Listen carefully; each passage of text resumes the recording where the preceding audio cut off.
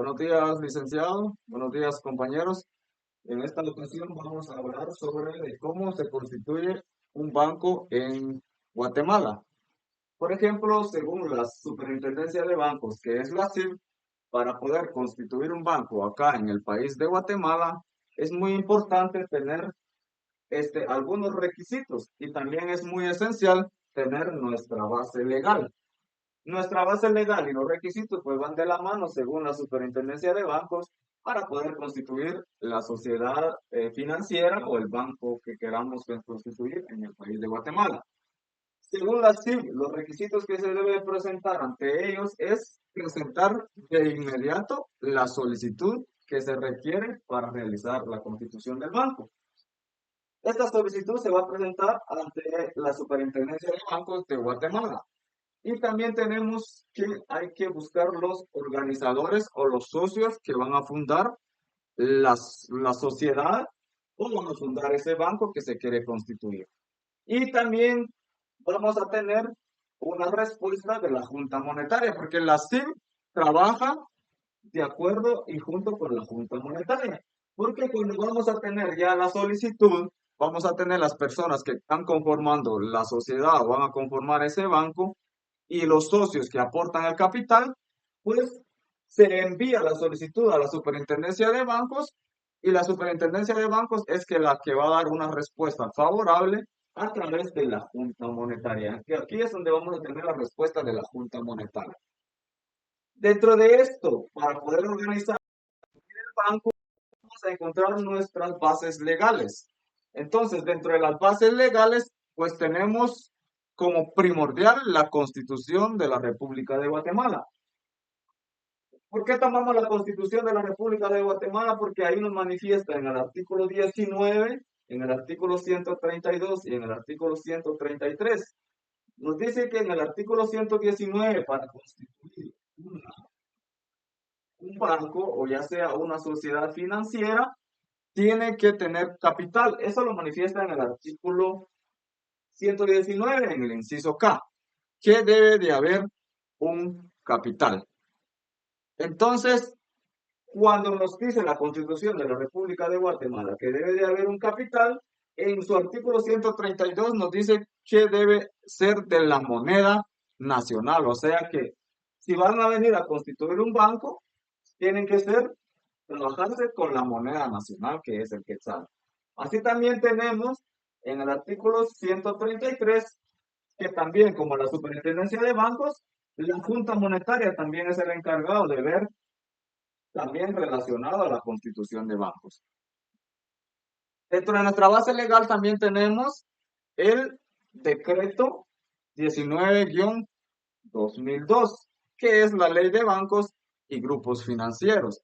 También tenemos el otro decreto que es el número 208 de la ley de sociedades financieras y privadas, como también la resolución de la Junta Monetaria, que es muy importante, la resolución 78 de 2003, que son los reglamentos para poder constituir nuestro banco.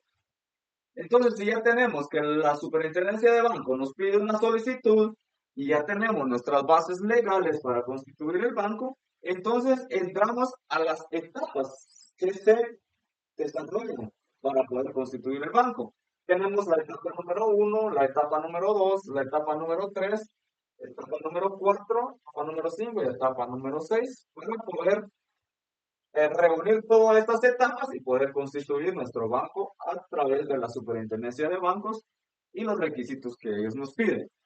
Vamos a explicar esta etapa número 1. La etapa número 1 nos está pidiendo una solicitud y una documentación. ¿Qué lleva la solicitud y qué lleva la documentación? ¿O cuáles son los documentos que nos está pidiendo la etapa 1?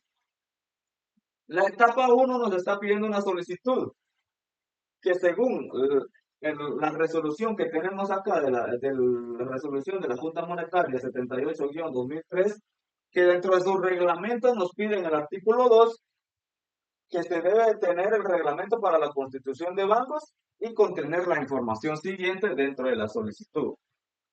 Esto hablamos de la identificación personal de los socios. ¿Qué quiere decir eso? Que, por ejemplo, que todos los socios deben ser identificados personalmente por medio de su documento de identificación personal, que es el DPI, lugar donde viven, profesión, oficio, y también debe señalar un lugar para recibir notificaciones. Porque cuando la superintendencia de bancos, a través de la Junta Monetaria también, den la respuesta favorable a la solicitud que está haciendo